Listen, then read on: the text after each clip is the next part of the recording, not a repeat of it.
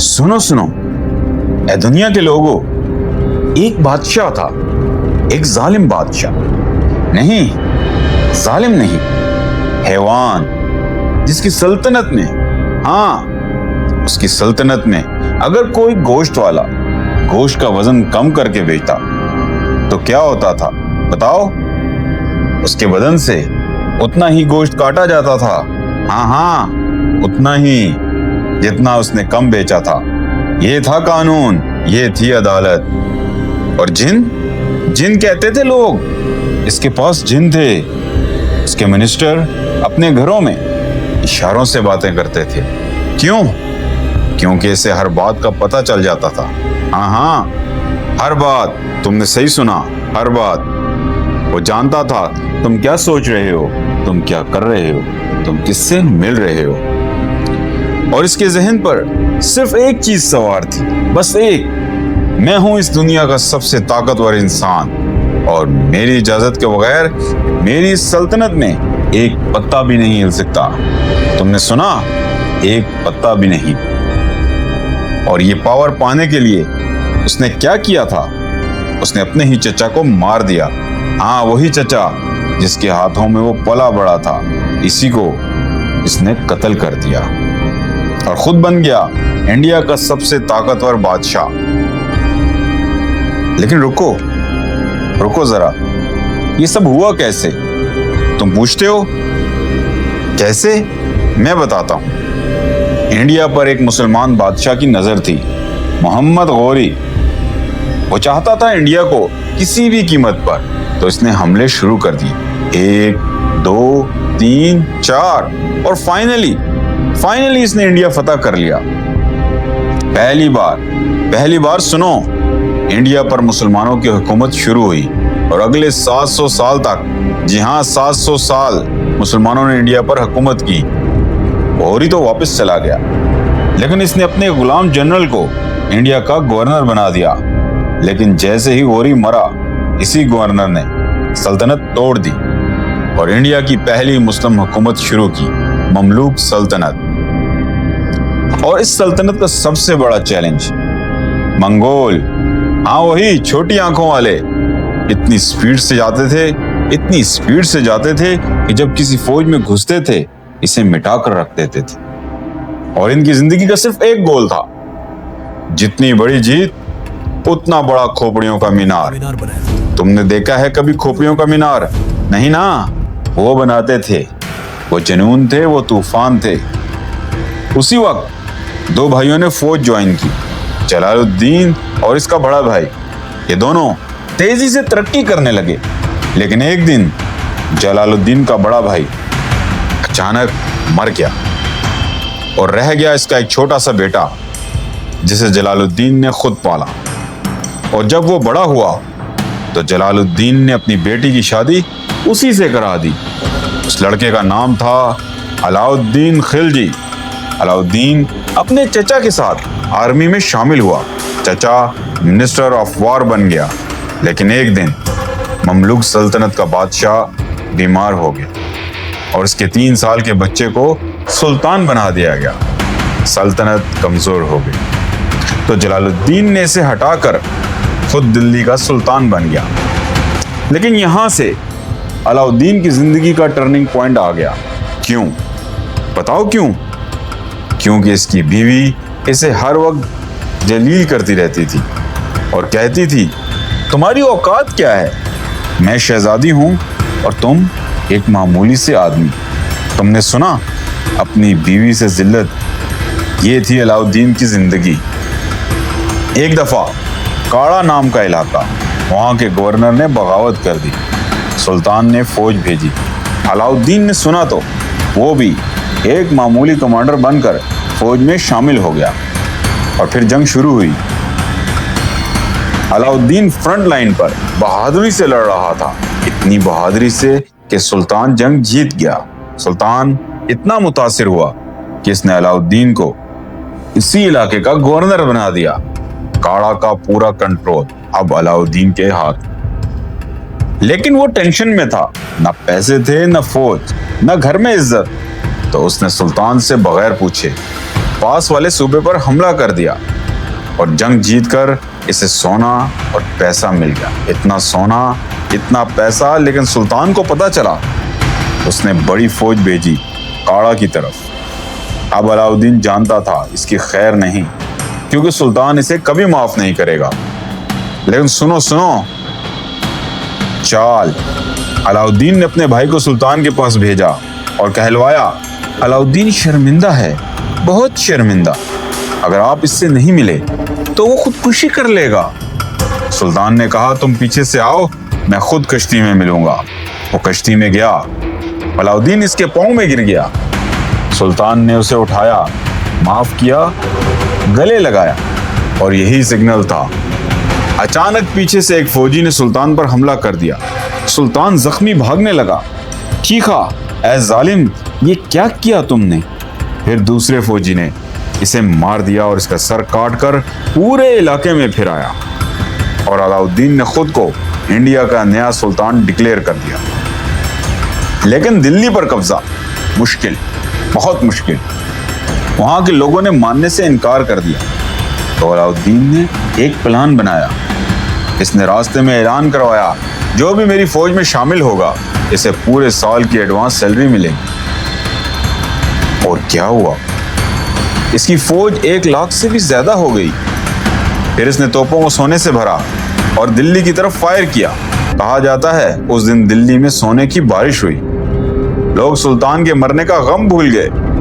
दिल्ली की आधी फौज खुद जाकर अलाउद्दीन में शामिल हो गई और बड़ी आसानी से अलाउद्दीन खिलजी दिल्ली का नया सुल्तान बन गया।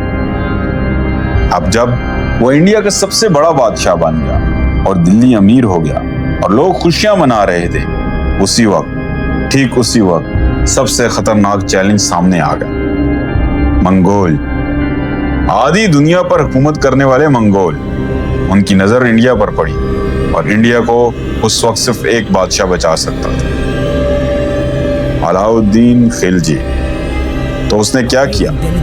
उसने इंडिया की तारीख की पहली स्टैंडिंग आर्मी बनाई, कैश सैलरी शुरू की, हर फौजी का सिलेक्शन मेरिट से किया। करप्शन खत्म करने के लिए हर फौजी का चेहरा लिखा जाता था और घोड़ों पर मार्क लगाए जाते थे, जैसे आज गाड़ियों पर नंबर प्लेट। और इस आर्मी को बेहतरीन हथियार और ट्रेनिंग दी गई। नतीजा 5 लाख फौजी, 5 लाख। फिर इसे खबर मिली एक बहुत बड़ी मंगोल फौज फुल स्पीड दिल्ली की तरफ आ रही है।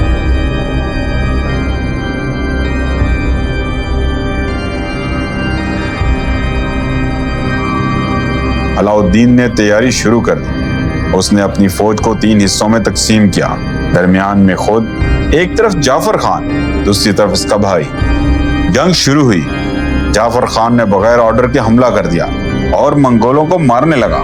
मंगोल भागने लगे और जाफर खान इनका पीछा करता चला गया। लेकिन अचानक मंगोल रुक गए। जाफर खान ने पीछे देखा तो वो अपनी मेन फौज से बहुत दूर आ गया था। ये चाल थी मंगोलों की। इन्होंने जाफर खान को फंसा लिया था, चारों तरफ से घेर लिया। सबने अलाउद्दीन से कहा, फौज भेजो, उसे बचाओ। लेकिन अलाउद्दीन ने कहा, नहीं, सुनो, नहीं, वो बगैर मेरे ऑर्डर के गया है और मैं किसी की मदद नहीं करता जो बगैर मेरे ऑर्डर के काम करे, ख्वाह वो जाफर खान हो, मेरा बेहतरीन जनरल। ये था अलाउद्दीन का कानून, एक ऑर्डर वरना मौत। जाफर खान को समझ आ गई, कोई नहीं आएगा। उसने अपनी फौज से कहा, अगर हम वापस गए तो अलाउद्दीन हमें कभी नहीं छोड़ेगा। और उसने दुश्मन पर पूरी ताकत से हमला कर दिया। वो इतनी बहादुरी से लड़ा कि मंगोल भी मुतासिर हो गए। मंगोल के कमांडर ने ऑफर दी, हमारा साथ दो, हम तुम्हें दिल्ली का सुल्तान बना देंगे। और जाफर खान ने कहा, मैं धोखा नहीं दे सकता। और वो लड़ते लड़ते शहीद हो गए। मंगोल जीत गए, लेकिन जाफर खान ने इनके कमांडर को बुरी तरह जख्मी कर दिया था। वो कमांडर वापसी पर मर गया और मंगोल जंग छोड़कर चले गए। दिल्ली बच गया, लेकिन अलाउद्दीन के पास बहुत बड़ी आर्मी रह गई थी। इतनी बड़ी आर्मी को खर्च करना बहुत बड़ा चैलेंज था। तो उसने क्या किया?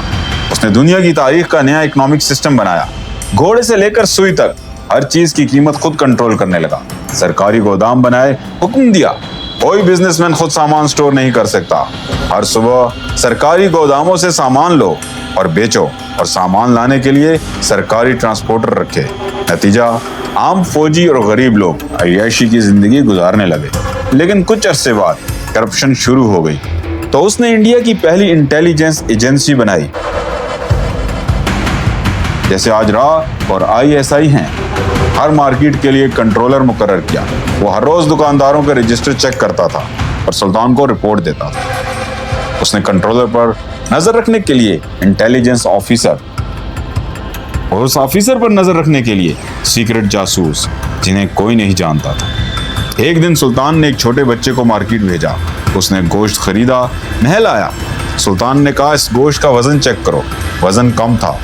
उसने दुकानदार को बुलाया और उसके बदन से उतना ही गोश्त काटा जितना इसने कम बेचा। तुमने सुना, बदन से गोश्त काटा।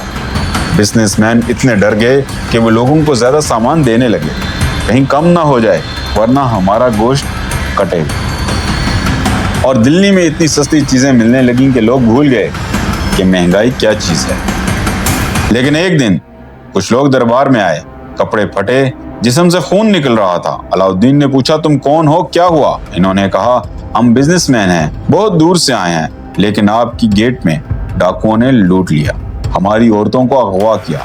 आप किस मुंह से अपने आप को सिकंदर सानी कहते हैं जब आपकी गेट में भी अमन नहीं? अलाउद्दीन ने जवाब नहीं दिया। उसने इंटेलिजेंस ऑफिसर को इशारा किया, जासूस भेजे, पता चला डाकू दिल्ली के चारों तरफ जंगल में छुपे हैं। डाकू भूल गए थे इन्होंने किससे पंगा लिया। अलाउद्दीन वो है जिसने मंगोलों की खोपड़ियों के मीनार बनाए थे, ये तो मामूली डाकू थे। अलाउद्दीन ने हुक्म दिया, इन डाकुओं को तबाह और बर्बाद करो। फौज ने पहले जंगल काटे ताकि कोई डाकू न छुप सके। फिर 3000 डाकू पकड़े, 3000 के सर काटे और लाशें रास्तों पर लटका दी। बाकी क्रिमिनल इतने डर गए कि इन्होंने चोरी छोड़ दी, मजदूरी शुरू कर दी, क्योंकि खिलजी की दौर में डाका डालना खुदकुशी करने के बराबर था। उसने हुक्म दिया, हर 10 मील पर चेक पोस्ट होगी और पुलिस की सैलरी बढ़ा दी। और कानून बनाया, अगर किसी ऑफिसर के इलाके में क्राइम हुआ तो वो खुद जिम्मेदार हो और अपनी जेब से पैसे देगा, और अगर उसने इंसाफ ना दिया तो इसे सबके सामने जलील किया जाएगा और इसके बदन से चमड़ा निकाल दिया जाएगा। ऑफिसर इतने डर गए कि वो रात को खुद रास्तों पर फिरते थे। अगर इन्हें कोई डंडा भी मिलता तो वो भी उठाकर रख देते ताकि किसी ने शिकायत लगाई तो इन्हें सजा मिले। और कहा जाता है इतना अमन आ गया कि एक लड़की अगर अपने सर पर सोने का टोकरा लेकर जाती तो कोई आंख उठाकर नहीं देख सकता। एक दिन अलाउद्दीन शिकार पर गया, वो गार्ड से दूर चला गया। अचानक तीरों की बारिश, वो जख्मी होकर गिर गया। यह हरकत इसके भाई के बेटे ने की। वो सीधा फौज के पास गया और बोला, अलाउद्दीन मर गया, मैं तुम्हारा नया सुल्तान हूँ। फौज ने कहा, हम तब तक नहीं मानेंगे जब तक तुम इसका सर ना दिखाओ। अचानक इन्होंने पहाड़ की तरफ देखा। अलाउद्दीन ने हाथ उठाया, वो जिंदा था। फिर क्या हुआ? अलाउद्दीन ने इस बागी के पूरे खानदान का नामो निशान मिटा दिया, लेकिन वो डिस्टर्ब हो गया था। इसने जासूसों से पूछा, इतने डर के बावजूद लोग बगावत कैसे कर लेते हैं? जासूसों ने बताया, एक लोग शराब पीते हैं और जमा होकर साजिश करते हैं। अलाउद्दीन ने हुक्म दिया, आज के बाद पूरी इंडिया में शराब बंद। कहा जाता है उस दिन इतनी शराब फेंकी गई कि रास्ते कीचड़ से भर गए। दूसरा, जिस्म फरोशी। हुक्म दिया, इन सब औरतों की शादी करवाओ और जो जिना करेगा इसे नामर्द बना दिया जाए। तीसरा, अमीर लोग आपस में शादियां करके ताकतवर बन जाते हैं। हुक्म दिया, मेरी इजाजत के बगैर न शादी, न दावत, न कोई इज्तिमा। और फिर इसने जासूसों को इतना बढ़ाया कि लोगों के घर की हर बात इसे पता चल जाती और सब डर गए। कहने लगे, अलाउद्दीन के पास जिन हैं। वो जानता था अंदर की बातें, क्योंकि इसका निज़ाम इतना सख्त था कि सुल्तान की इजाज़त के बगैर कोई पत्ता भी नहीं हिल सकता था। और इसी वजह से पूरी सल्तनत इसके कब्जे में आ गई और पहली बार मुसलमानों ने जनूबी इंडिया भी फतह कर लिया। अब मैं तुमसे पूछता हूँ, ऐ लोगों, क्या ये जुल्म था या ताकत? क्या ये जबर था या अमन? तुम फैसला करो। लेकिन याद रखो, अलाउद्दीन खिलजी जैसा बादशाह नहीं आया और ना ही आएगा।